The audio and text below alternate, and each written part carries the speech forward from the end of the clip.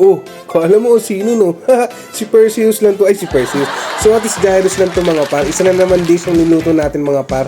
Napaka-basic lang. Basta susundan mo lang ginawa ni Otis Jai mga ka-Otis. Bali, cream dory nga pala yung mga ka-Otis. Fish fillet na sweet and sour mga par. Ooh.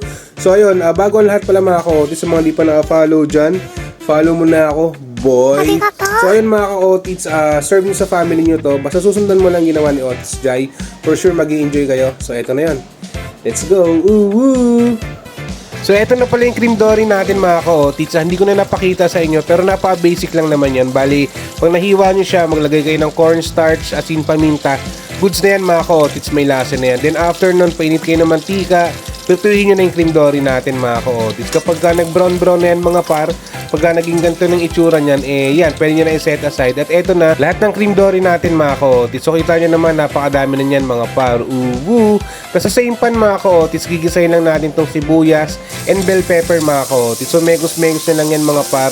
Kapag nag-brown na yan, pwede na nating ilagay yung pineapple tidbits natin mga ka-Otis. Sama nyo yung sabaw mga ka-Otis kasi kasama sa pampaasim natin yan mga par. Then after nun naglagay na ako ng ketchup dyan mga ka-Otis to taste para mapag-adjust tayo sa lasa mamaya mga par.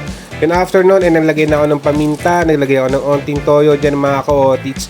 To taste ulit syempre para mapag-adjust tayo. Then after nun, naglagay na ako ng asukal mga par. So tansyahin nyo lang mga ka-Otis, depende kung gaano katamis yung gusto nyo mga par. Tapos after nun, pwede nyo nang i-megus-megus siya mga ka-Otis. Pagka nahalo nyo na mabuti, pwede nyo nang tikman yan mga par para makapag-adjust kayo sa lasa mga ka-Otis.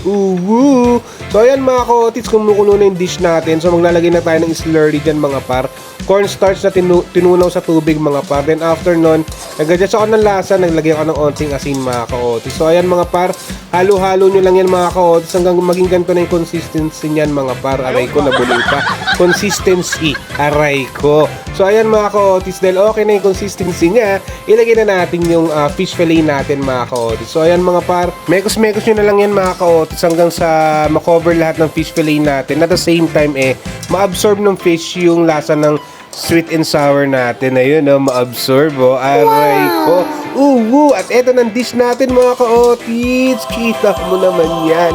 Aray ko, napakasarap niyan mga ka-Otis. At napaka-basic lang, basta susundan mo lang yung ginawa ni Otis Jai mga par. Ang nagpapasarap dito yung kasama mo, family mo, kakain kayo ng sabay-sabay sa mainit na kanin. So ano pang hinihintay mo mga ka-Otis?